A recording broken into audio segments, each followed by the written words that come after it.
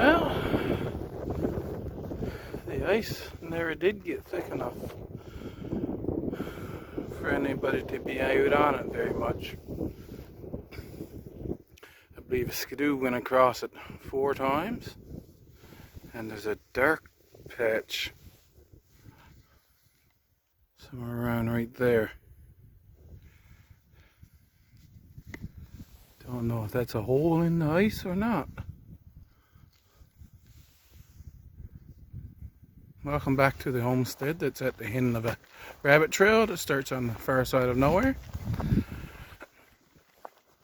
I wasn't growing stuff in the house inside this year, so that's the main reason why I didn't have many videos over the winter. And spring has come early.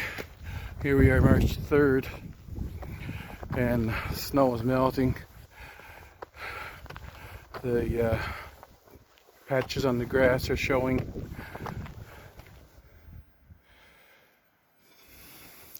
A part of gardening, of course, is keeping track of the weather. And as far as the snowfall goes, back January the 6th, the snow had just barely covered the garden and you could see the outline of all the beds. Right now, we can starting to be able to see the outline of beds again. Also on the January walkabout, sometime in January, I did point out I didn't get this tree, but we were talking about the windstorm had come and several trees fell down. So the snow had buried all of that, and now it's all melted away again. I was up over the hill with the quad and rode in around, so the snow was down far enough for me to actually go and cut firewood again. Early in February, we did have a snowfall. They were forecasting a lot of snow, but we only got like 11 centimeters or something. And it was super heavy, so I just beat it down. And then that was February the 19th, I think it was. We had I put the video up on the 19th. It was before that, in the middle of February, we had that blizzard. And the snowbank was quite high here. And it was that high come the end of February. And we had, the temperature went up. It was above 10 degrees, and we had a bunch of rain. And within 24 hours, this was cut right down, like this. So we had some warm days since then. And as I said, patches of grass are showing, and this is what I have now.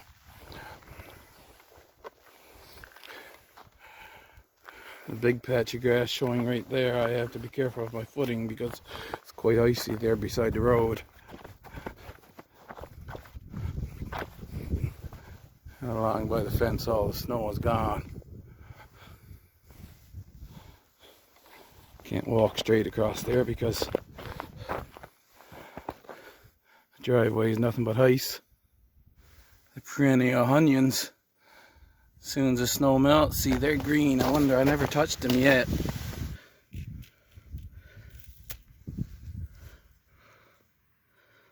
So they've been frozen. Tastes good though. So basically, as soon as the snows melt, I can get little bits of onion, but of course, wait till they start to grow before you actually do any amount of harvest from them, right? I did use up most of the wood in the basement, so, but the door, snow's all melted away from the door, so like I said, I can get some of the dead wood and bring in, and I do have some seasoned wood outside that I can still bring in and use for firewood. I haven't been over here yet, so let's walk up here and see what's else of the way. You see, this is the warmest part of the garden, and basically I can start to clean this all up now. on any warm day. I mean, it might be frozen there right now, but I can start with that area and get ahead of it while you got the chance. The earliest you got the chance to do it, just go to it, right? And get a head start. But yeah, those beds are all open, ready to be cleaned up. It's another thing to make note of when the winter is coming to a close and you're in a place to get snow. Where does the snow melt first, right? So up that slope, there would have been more snow gathered in maybe, but this will be the first place the snow melts. And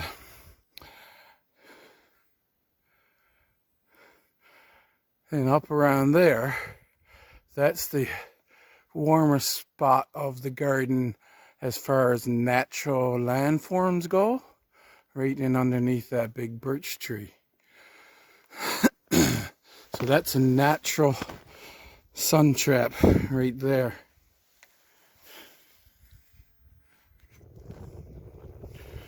Now, as far as the shady plot goes, of course, due to the way the winds usually go here, there'd be very little snow in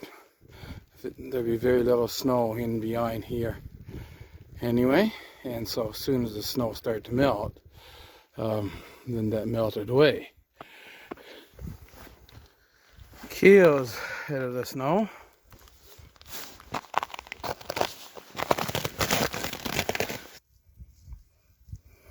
This is the next day. I had to come back out.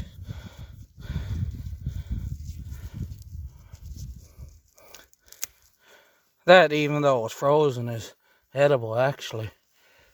So I have this one here. Then I have that one over there. And I think they'll come back to life.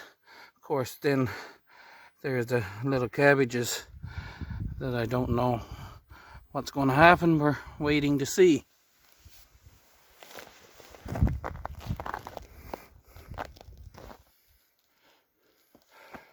Now, there used to be snow collecting there, but maybe because of the way it was holding up around that trailer, maybe it melted faster because the trailer and the other stuff was there.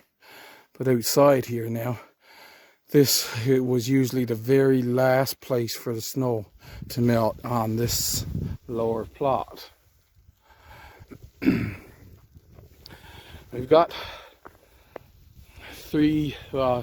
today is supposed to get fairly warm.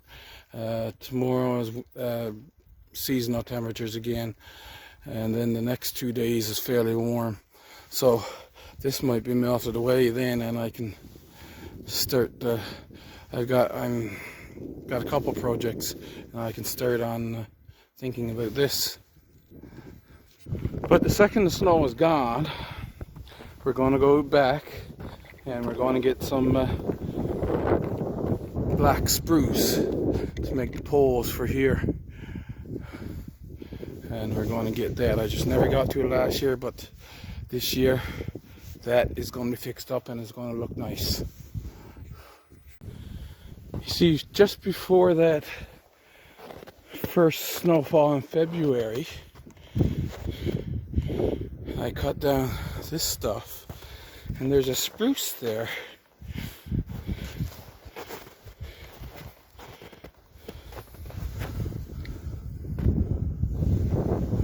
There's sprucing right there that near the base it's all soft inside, and so it's practically dead, even though it still had some green on it. And that I can bring down and dry out, put in the stove fairly quickly. Like you put it, stack it right close to the stove, and with the fire already in the stove, right? Then it will dry out really quickly, and then you can burn it.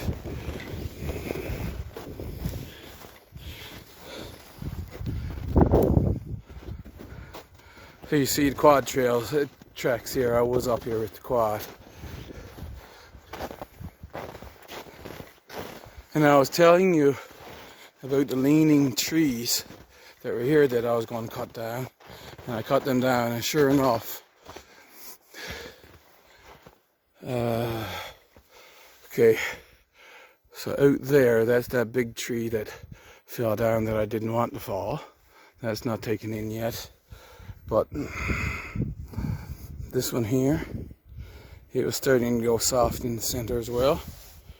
Now that's a fir, which is not as good, but actually when you're wanting firewood fast, it probably is, because it's got a lot of sap in it, so it burns really well, but it's not very dense. So you got a cord of fir that's, oh, Porky's over there. I got distracted. I wonder if I can zoom in on Porky with the phone. There he is.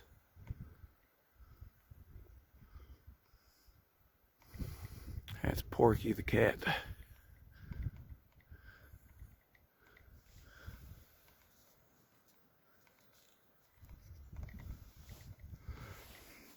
Anyway, back to what I was saying about the fir. It is not very dense, so when you got a cord of fir, even though it burns hot, you've only got maybe 2/3 of what you would have if you had a good cord of spruce.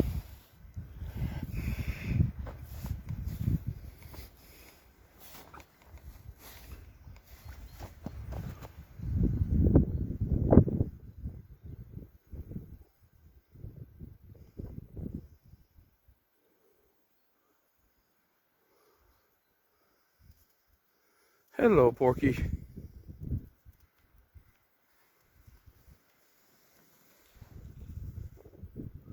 Say hello to the YouTube people. There you go. There's his hello.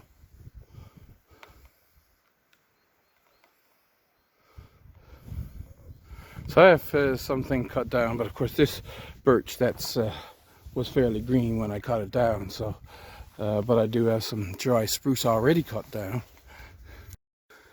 Easy enough to get fire starter, eh? Outside bark is really coming off that birch.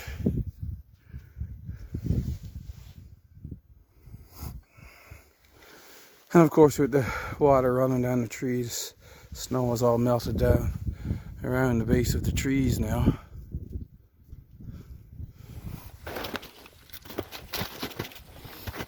But over here, see, remember the tree that had blown down? And this is where I was starting to cut up this when I realized that I was going to have to get a new bar for my chainsaw. And by the time I got it, then the snow had come and it was hard to get around here. So I don't know how alive this tree is actually. And the other one that it broke off down beneath. So no, I made it through the winter well. I had some company for February, and that was actually an extra help.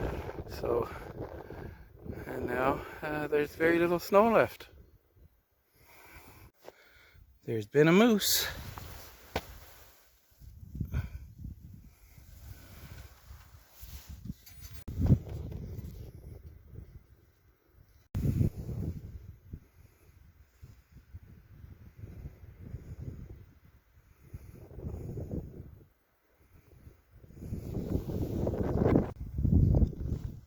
So I ate that bit of kale. That was tasty. Oh, the wind has picked up. Hopefully we don't get too much noise here. I was using the a new mic setup I have. So on this video there will be some wind noise. But I know how to fix it. So on the next video there won't be. Thank you for watching. And hope you'll subscribe and hit the like button. I'll see you in the next video.